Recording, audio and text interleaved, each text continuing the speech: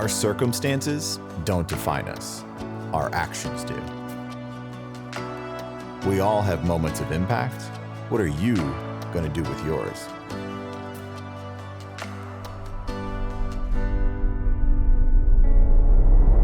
Hey everybody, welcome back to another episode of Living the Sweet Life. I'm your host, TJ Sweet, and we have a special guest today. I cannot wait for you to meet Jamie. She's a new friend of mine that we've got connected through a group, and I've had one conversation with Jamie already, and I've already learned. And she's wearing a shirt. If you're on YouTube, she's wearing a sweatshirt or a shirt today that says "Grateful." So I cannot wait to get into this conversation with Jamie. But before we do, as you know, I always want to remind you every Monday, these episodes come out on Mindset Monday, and go ahead and hit subscribe so you get notifications when these episodes come out, because it's a good reminder, one, that we can think differently about Mondays if we have reminders. And Jamie's going to talk a lot today about intentional behaviors and habits and self-check-ins and the relationship with ourselves. And sometimes we need that subscription notification. So go ahead and do that now. And as you know, on the show, we're always trying to go deeper within ourselves, within our relationships, within our connections. And that's why Jamie is going to be an incredible influence on all of you today. She's going to be an influence on me as well. So I'm going to introduce Jamie here before I turn it over to her, because she's doing some incredible things, and I don't want to cheapen any of it by trying to remember it all. So again, everyone that you will meet here momentarily, this is Jamie Lerner, and Jamie brings an integrative approach to well-being that helps people reframe what they're feeling, reconnect with themselves, and shift out of the stories that keep them stuck. We've talked about that a few times on this podcast. Her work centers on self-relationship, inner knowing, and creating a more aligned, peaceful life. And I'm excited for this conversation because I think so many people we're really doing well if somebody were to see us from the outside. And the thing that I want to go deeper, as you know, we've been doing this with intention. I want to talk about, are we feeling disconnected on the inside? Even if we look like we have it all together on the outside, how are we doing on the inside? And with that, talking to an expert about that, Jamie Lerner. So everyone, again, this is settle in. This is going to be a powerful episode for you. So Jamie, thank you for being here. Thank you for being willing to connect earlier, and then obviously share your wisdom with us today. So tell us a little bit about you and kind of how you got into this work that you do. First of all, thank you for inviting me. So I was born with a knowing, and I think we all are. And then just through the contrast of life, I think we get further and further away from ourselves.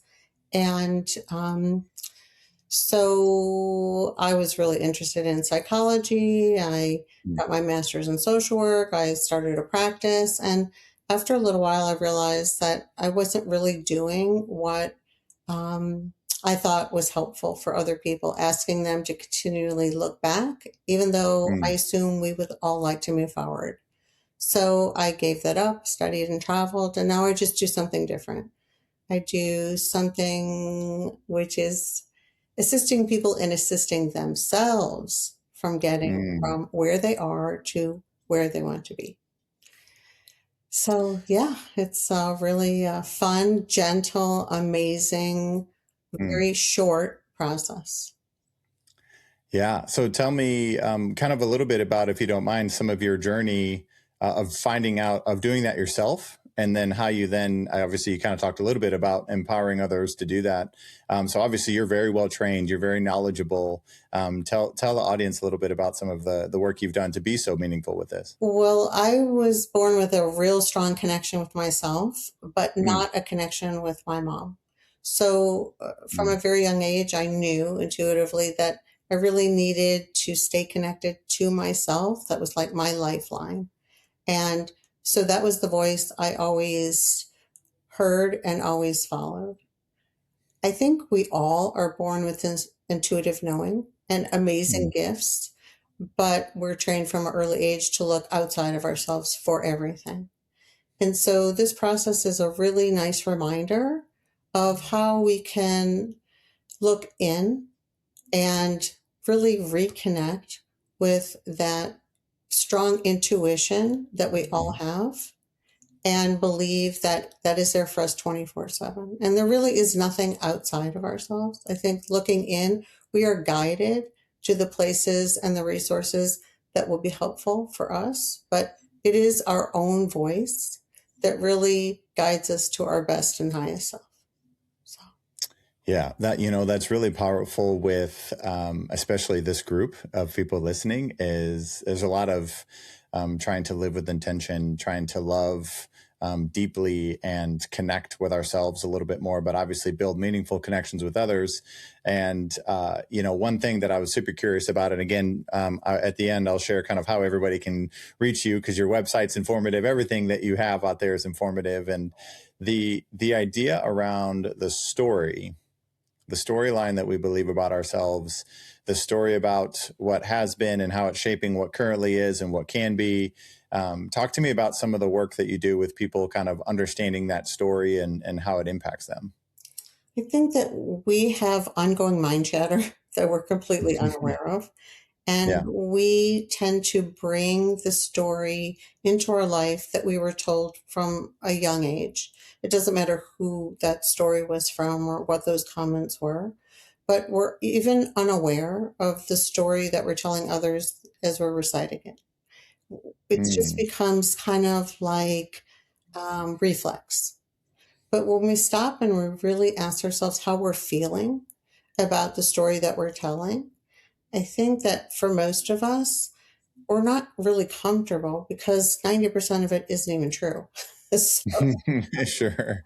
Yeah. we update our phones, we update everything. And I think sometimes when we can understand that it's important to have that same little update for our story, in fact, Mm. check with ourselves and ask ourselves, is this story relevant in my now?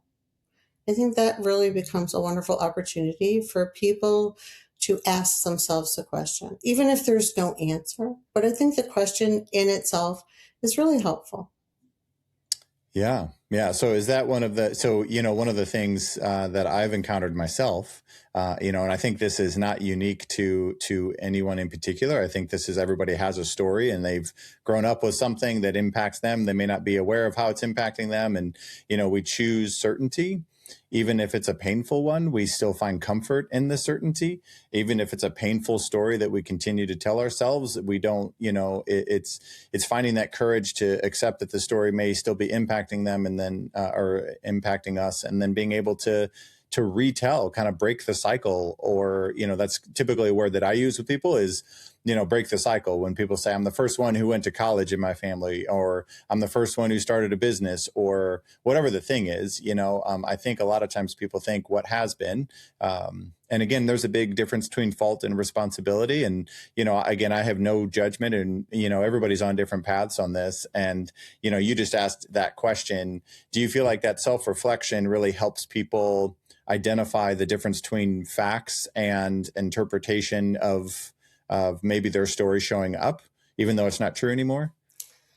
I think if we want to look back to figure Yeah. all of this out, if we would look back at our story or our identity Mm. from our adult here and now perspective. I think that's what's really helpful because usually the story that we've been telling ourselves has very little to do with the life that we're living now.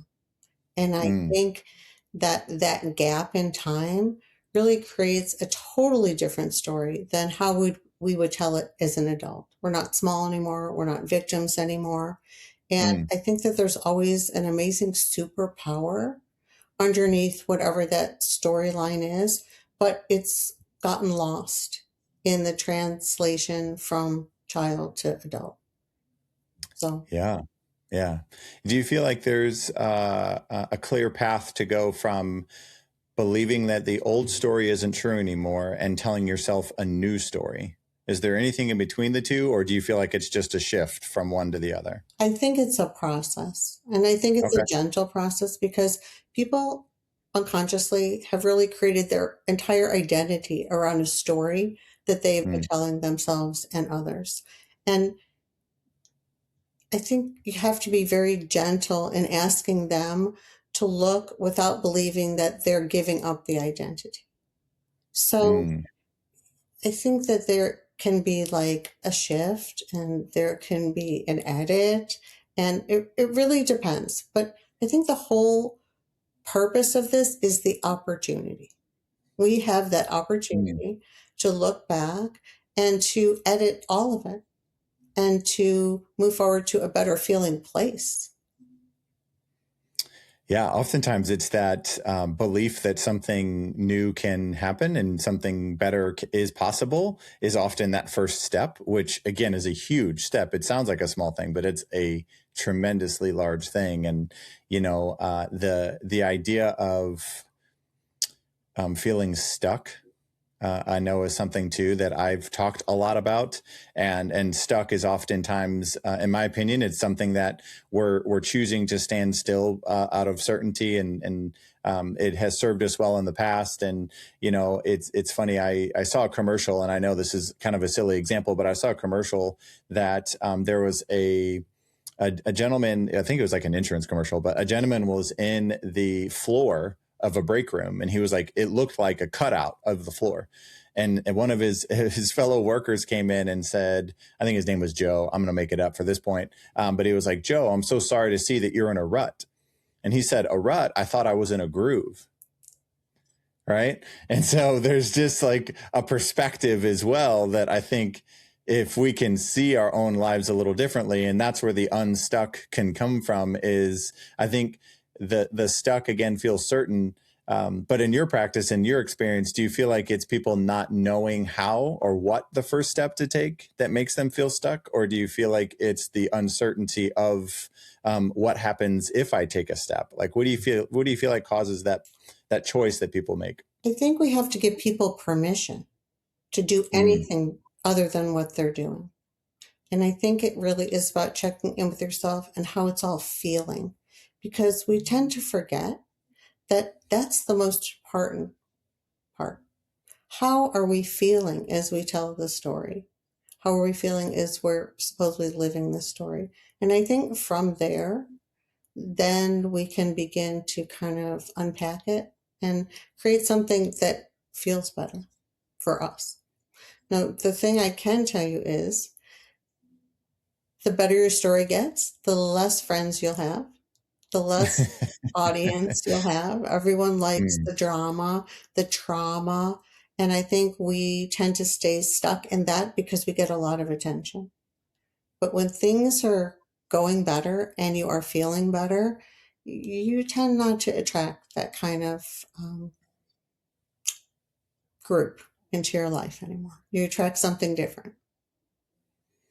yeah, that's a it's an interesting point. As I've been on this journey too of kind of moving, physically moving locations, physically, obviously changing my career.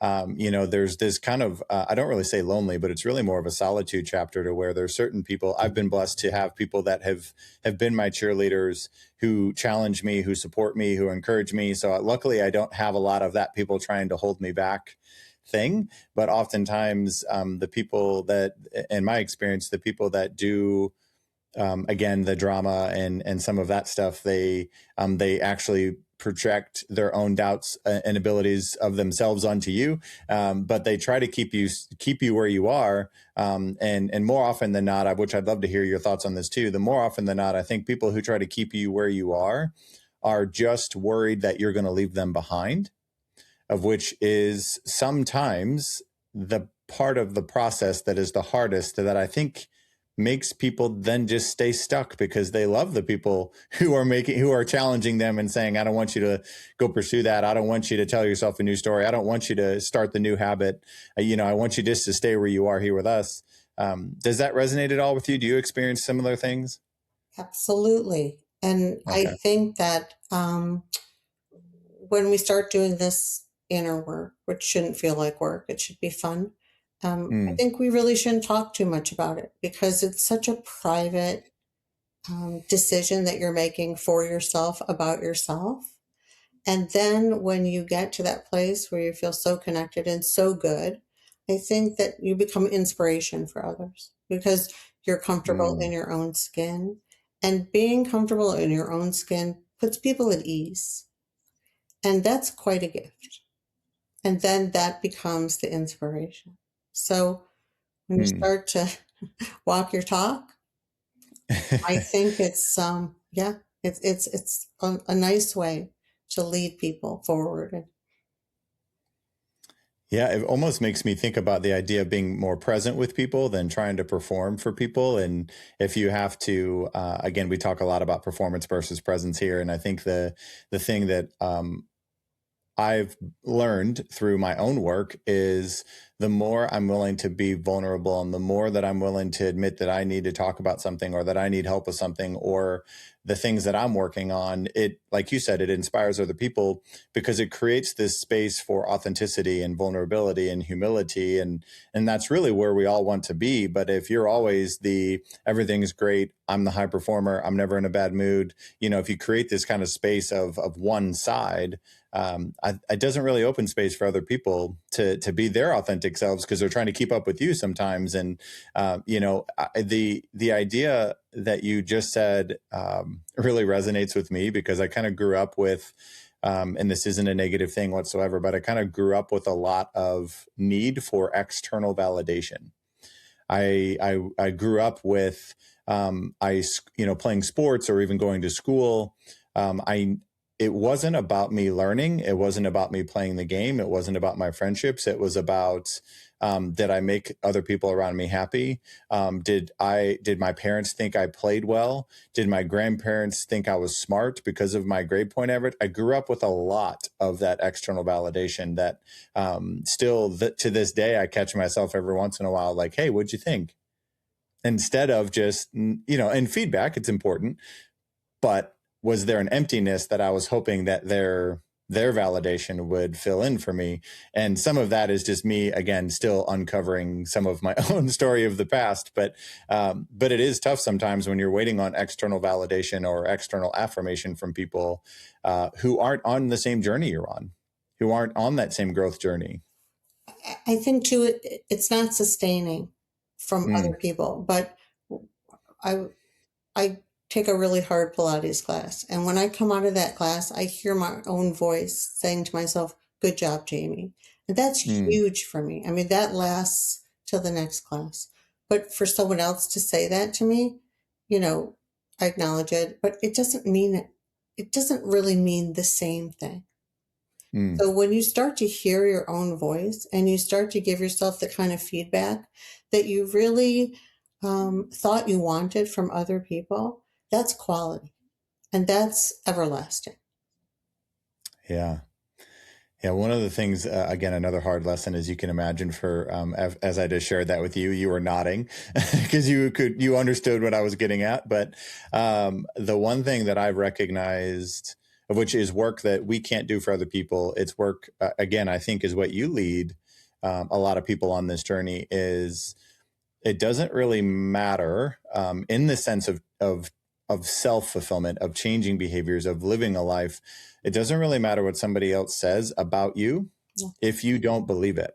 And I know that sounds like such a simple thing, but the amount of times that I've said that someone was really smart or that someone did really well or whatever the thing is, the if they don't believe, then like what you just said, you won't believe it. And I think maybe hopefully that's a wake up call for people is if somebody says, I want you to tell me I'm beautiful and you shoot them down every time somebody says that, it's not about somebody else saying that. It's about how you feel about yourself, which again, compliments aren't a bad thing, but if you don't believe it, you're never actually going to fully receive it. And yeah, I'm just curious your thoughts on that thought. I think that is the real value of connection with yourself. Mm, Because when you get to the point that you really feel good about yourself, it really doesn't matter what other people think of you because you don't even care. It's not even something you wonder about. It's not that you're so aloof and above it, but you just know who you are. And there is such comfort in the knowing of who you are. And then being able to create that connection with other people from that deep connection with yourself. So yeah. there is really not much more that this process of connecting with yourself can offer except the ability to connect with other people. That's it. But it's really all for you. Yeah. 100%. Like, this would be the foundation of every other relationship you go on to have with someone or not, which would be a choice. So, because you don't really need people anymore, but you desire people. It comes from a different place. It's not a need, it's truly a desire to connect with others, which feels really good. Wow. The the idea that we don't need people anymore, that's really powerful, and I think a lot of times too, we yearn for connection. A lot of people they yearn for connection with others, but they haven't done the work yet to really done to connect with themselves. And obviously, that's why one of the many things that you do is help people kind of reconnect with themselves. And one thing that I'm curious about too, if this is part of your process, is you had mentioned earlier, which used to be one of our taglines for this podcast, but helping people go from where they are to where they want to be. Can you share any insights or advice on how, for like you said, the breakthrough of belief it's possible? How do you work with people to help them, one, have the breakthrough, but then also really identify what they even actually want? It's a great question. So I ask people to start doing all the things that they want others to do for them. Start doing them for yourself. Mm. People are like, well, what do you mean? Well, we're always having this disappointment that somebody didn't do something for us that we wanted them to, even though they didn't even know that that's what we were wanting. We just Sure. assumed they should know and they should take care of it. So I every year, every single holiday, I buy myself a birthday gift, a Christmas gift, a Valentine, whatever it is. The thing that I want for me, I wrap it beautifully. I write myself a card. Just those kinds of things. You're going to Mm. make dinner for someone, make dinner for yourself. Like, do all of those things that you want others to do for you. And that's such a good start in the knowing Mm. of what you're even wanting, because that's a huge question.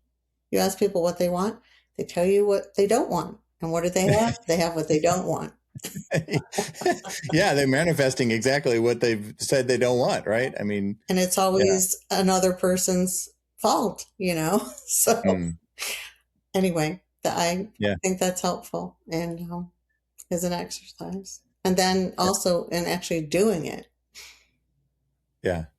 Yeah. Do you feel like worthiness ever comes into play here, as far as worthy people feeling worthy of the thing that they want? Does that ever come up in anything you would? Well, then there is a no win there, because if you get something that you wanted from someone else, but you don't feel worthy of having it, how's that going to work? Mhm. So I think the self worth has to come first. But I also ask people first thing in the morning or whenever is the best time for you to sit down and to think about one thing you appreciate about yourself.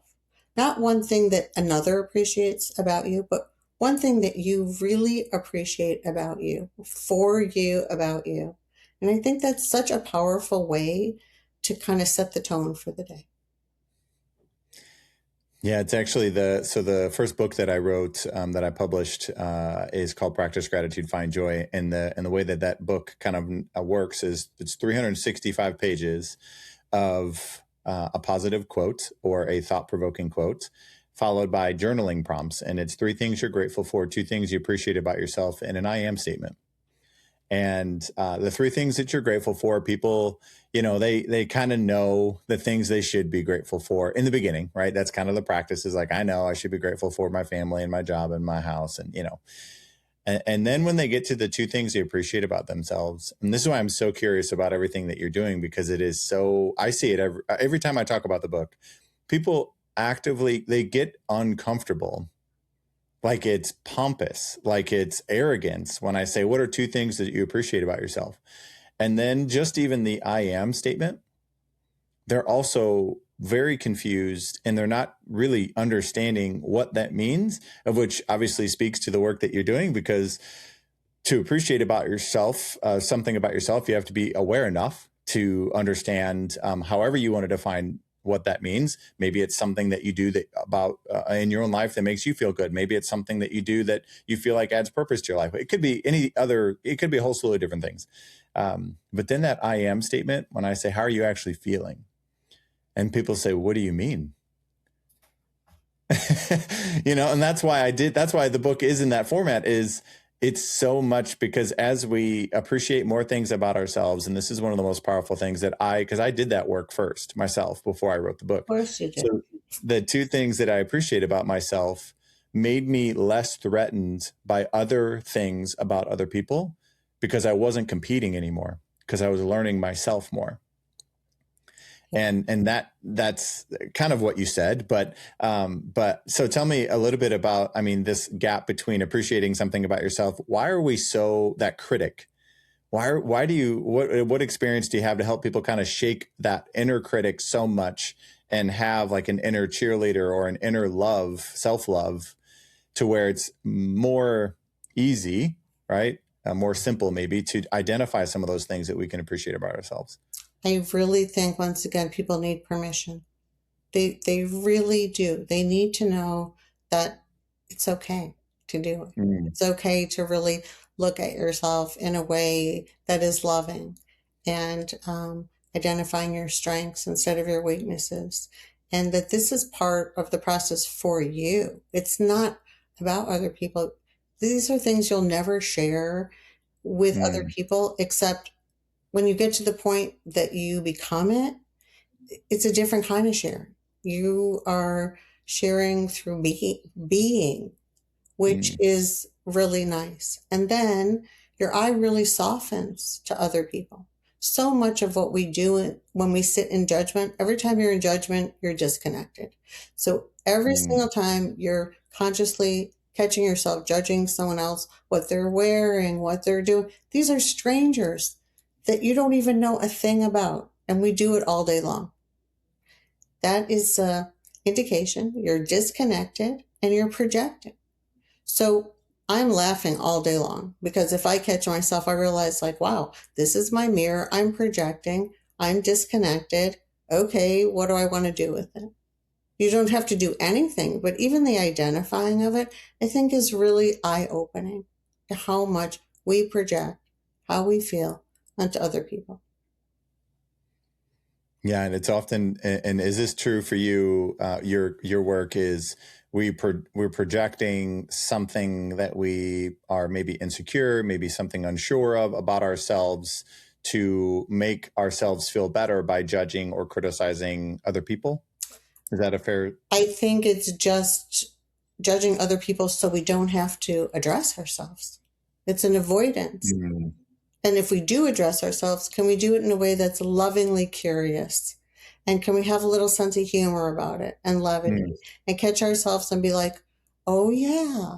And it becomes more of an observation and not a criticism. So mm. um, it's really tuning into your inner voice. Just tune in.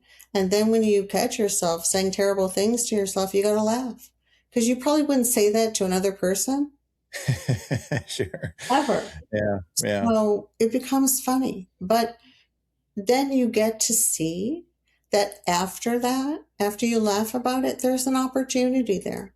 Like, I love to be wrong. Every time I'm wrong, I learn something about myself. So Mm, every time you project, opportunity to learn something about yourself. yeah.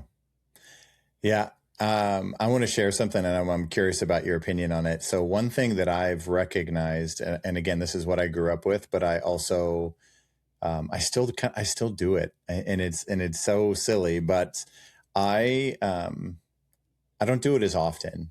How about that? That's some growth. But I, I grew up with, when company would come over to in my family. So when company would come over, the house was spotless. We used the finest dishes. We made the best meals. We did all of these things. We dressed the nicest for when other people were coming over. But when I was just making dinner, I would just make something simple. Now, I've, through the work, recognized that I was over projecting, overvaluing, trying to give an impression, but I was also valuing their opinion of me more than my own quality of life. And I love a clean home. I love a clean space. But why would I just only do that when other people were coming over as opposed to always living in that? And I know it's something simple that it probably makes total sense to you, but I just recognize that maybe, like you said, go put on the outfit that you've been waiting to wear. Go make the dinner that you've been wanting to, because you also deserve that. And it's such a freeing feeling when you don't feel like you have to be Yeah. on stage when people come over, Well, So whatever it is that we all do and find ourselves doing it again, really laugh about it. Have a sense of mhm. humor about it. It's these kind of self-observations, they're important, but they don't have to be like negative. Yeah. Yeah, well, I tell you, I fly a lot and travel a lot, and people talk about people watching all the time. And this is a quick example that I'll share with people for them to check in on like Jamie's already said, how you feel about yourself is when I people watch, I get curious about their story, about where they're going, about what are they doing, where are they going, I get more curious about them. Now, I know some people that I don't necessarily want to put this on them, but they were criticizing outfits, talking about their hair, talking about how much of a mess they looked like. Right? Some people that you'll see when people say people watching, they're trying to point fingers and judge and do this kind of thing. So that is a simple thing. So if you're finding yourself somewhere and you're just sitting, because I just sit in a lot of places and just take it in. Like I take it, everybody's doing something. There's so much movement, which I think makes me feel more still and more present, is just recognizing all the other stories, and everybody's has a unique story. And it really, it's like, that's one of my favorite things about being up an airplane. The world is so big, and it kind of connects you closer to yourself because there's so many bigger things happening. And so if you catch yourself people watching and your first thing is judgment, maybe this is the work to be more curious about themselves, or what work can you be doing for yourself during that time. And that's really when I do some meditation. That's really when I start to do some things that kind of pull me back into myself. And then you start to look at the world differently when you start to see yourself differently, which I think is very simply kind of putting into some of the work that you do. So, It's true because self-compassion is so important. It mm, really, really is. And to be gentle with yourself. Once you start doing that, your eye and your gaze become so much gentler just looking out in the world. And it feels so much better. And that's the yeah. only reason to do it for you. Yeah. Yeah. And it's something to where, I always say this saying all the time, which is just obvious. So whenever I talk about the inner work for people and they talk about why somebody behaves in a way under pressure that surprised them. Okay. So I always say when you squeeze an orange, you always get orange juice. So what's on the inside of you under pressure is always going to come out. So once I heard that for the first time, I then took responsibility for what was inside of me, so that I would be proud when I needed to, and when I was under pressure, how I would behave, instead of just hoping I would be patient in a moment, or hoping I would respond with love and grace and gratitude. I did all of the work internally so that I would just naturally respond that way. It's, And it's quite an investment in yourself. yeah, yeah. Yeah, I mean, and the thing is too, we spend the most time with ourselves and our thoughts and all these other things, and so obviously the relationship we have with self, and whenever I start doing some of the work with people and I start to recognize some of the negative chatter of I've always been this way, or I don't think I can do that, or I'm bad at that, or just all these different things, I ask them on a list of things that you love, how long would it take for you to show up on that list? And and it gets quiet between us, because 99 times out of 100 the response is they didn't even think about themselves showing up on that list. And it has to be number one Mm. Yeah. Yeah. Yeah. And it's like keeping promises to yourself too, like the self-respect piece of it all of like, I'm going to go do this thing or I'm going to commit to this thing. And it's the relationship that you have with yourself. And, I was listening to Chris Williamson talk the other day and he said, would you ever treat yourself or treat a friend the way that you treat yourself with backing out on dinners, not doing the things you said you were going to do? Again, it's all the things that you've kind of already said, but like we place so much value in the connection of others. But it's not as meaningful if we don't have that with ourselves. And obviously, everybody listening to this, they do the work. But I think this even struck something different for me, and obviously made me reflect a little differently as well. And I think this idea of helping people get to where they want to be is one of my favorite things that I get to do with people. Is I sit down and Erwin McManus, he said, if you don't know what kind of life you want, you're going to have the life you have. And that's not meant to be in a negative way. It's just meant to be, if you don't actually know what you want, right, it's hard to go after that. But what I do is I sit down with people, even on a 1 to 5. I say, where are you on different aspects of your life, your stress, your finance, your relationships, so on and so forth. So it's kind of a wheel of life kind of energy. But then I say, and they say they are a 3 or a 2 or a 1. And I say, what's a 5? Like 5 is the best. And that's where we honestly, just even thinking that way, it creates this energy of, well, a 5 in my relationship would be ding, ding, ding, ding, ding. Like they have this list of things. And so then I'm like, okay, well, our point working together is going to be closing the gap. Small intentional habits and things that we can actually do towards that. But you touched on something that I kind of want to expand on a little bit. You talked about doing the work yourself and not announcing it as much. So tell me a little bit about that, like when it comes to support and encouragement, so people can kind of know what you're working on too. Well, I just think that when you do the inner work, it's private. And so what Mm, people tend to do is they do a little inner work and then they feel like everybody should have this. Like, and then they start telling people what they should be doing because you're doing mm. whatever you're doing. And there are a lot of people that aren't interested in that, number one. But number two, we kind of cheat ourselves if we aren't really invested for ourselves, about ourselves, in doing the work. So we don't need to share it with our words. We will be sharing it with our actions when it happens. Plus, sometimes it's a setup. You tell someone, okay, you're going on a diet. Let's say you tell someone you're going on a diet. But Yeah. maybe it doesn't work, or maybe you decide you no longer want to do it, or and then people are like trying to hold you accountable for something that you said. It's got to be private at first, and then to share it through your actions. Walk your talk. That you become a Mm, great inspiration for people. yeah. But I just feel like in some ways this is just inner work for you. So Yeah, well, and I tell you, the reason why I poked at that again is because more than likely, fully honest, I needed to hear that again.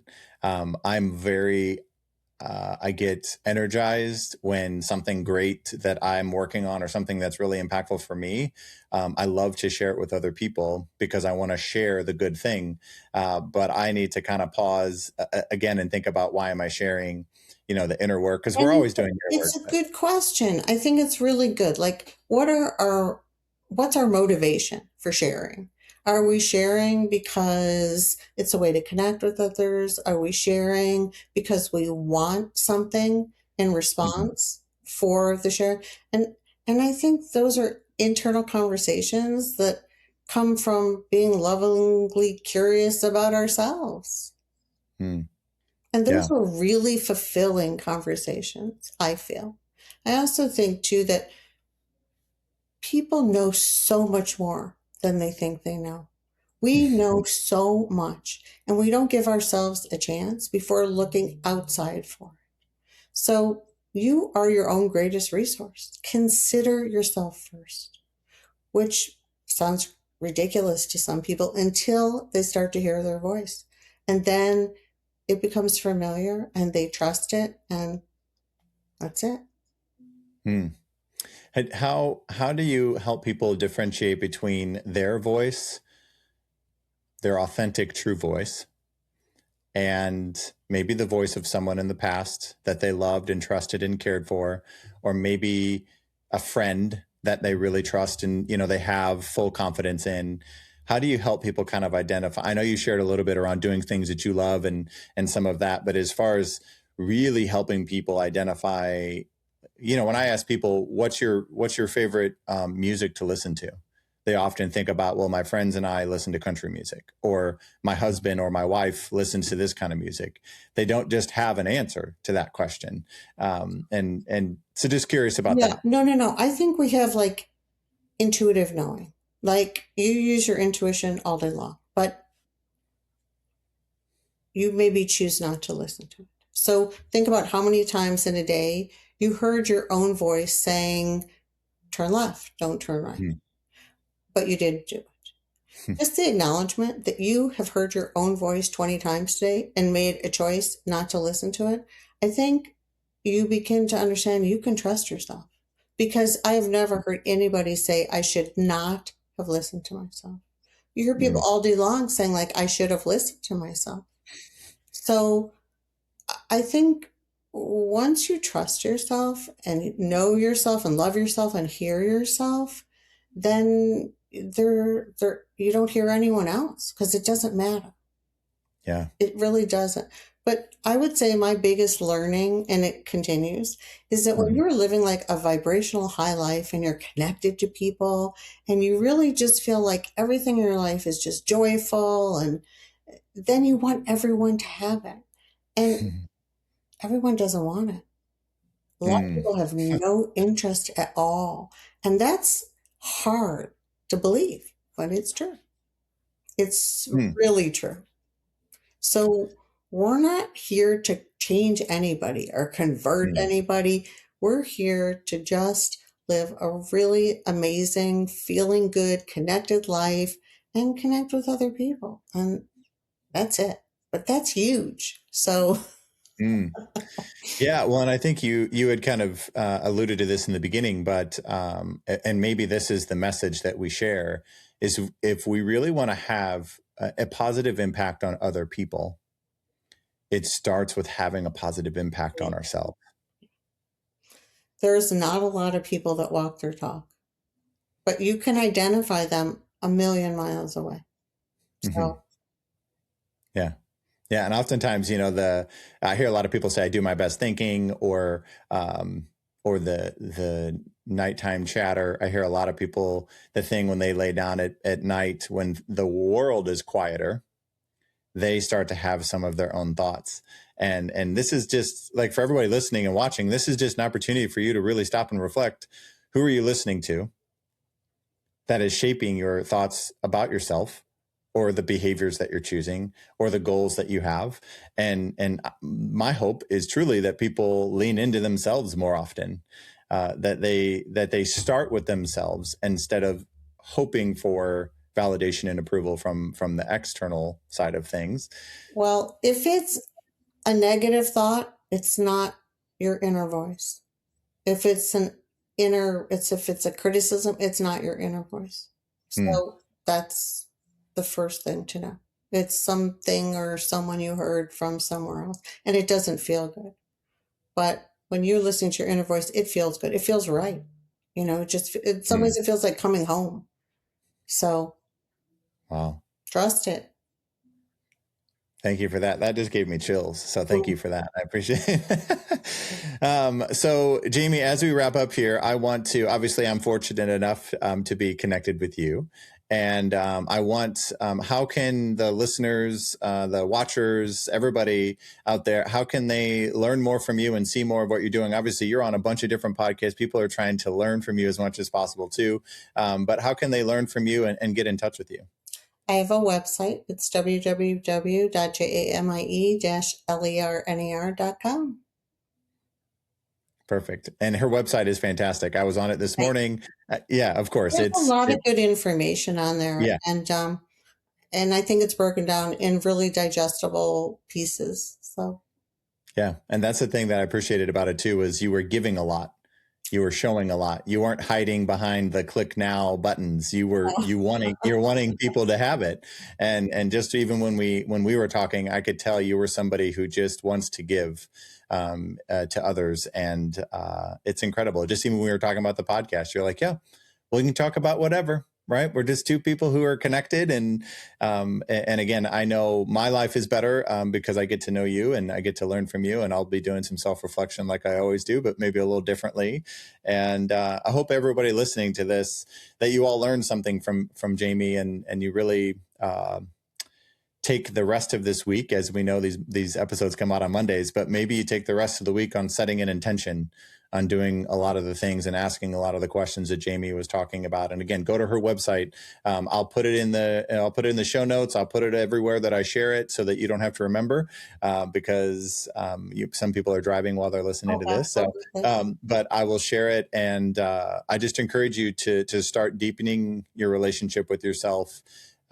Especially when people say they want better relationships, deeper relationships with others, the path forward towards that starts with yourself. And that's the lesson that I learned from Jamie today. And I'm sure a lot of you also are thinking a little differently about yourself and also asking some honest questions about your story, about that inner voice. And again, just the fact that you just said your inner voice is never is not the negative voice. That's something else. That alone in itself is extremely powerful for a lot of people to start telling themselves a new story, but also helping them go from where they are to where do they want to be. So thank you for that, Jamie, and thank you for being on the show. Have anything else to say before I kind of wrap us up here? Just know yourself, love yourself, appreciate yourself. Yeah, feels good. Yeah, which is the thing we're all pursuing, right? We all want to do that. So, and the thing that you said earlier too that I want people to know, it's sustainable, and as a matter of fact, it's the only sustainable way to have the connections that you want to have with people. It's not seasonal. No. It's not dependent on external circumstances. This is something that you can count on. And the work that you do for yourself is also going to benefit the people that you love. So if you need some purpose and motivation, hopefully that is it for you. So as we wrap up this episode, Jamie, thank you for being here. And again, I will make sure that you all have many ways to connect with Jamie in the show notes and everywhere we're going to post this. And I'll remind everybody, obviously our goal here is to help people live with intention and love deeply and show up fully for themselves. So then they can also do that in a way that they're proud of for the rest of the world. And just in honor of the spirit of this episode, I'm not going to wrap it up like I normally do. I'm just going to say, like what Jamie just said, but learn more about yourself, love more about yourself, and get more curious about yourself so that you can build a better connection to your true self. So until next week, everybody, I will see you then.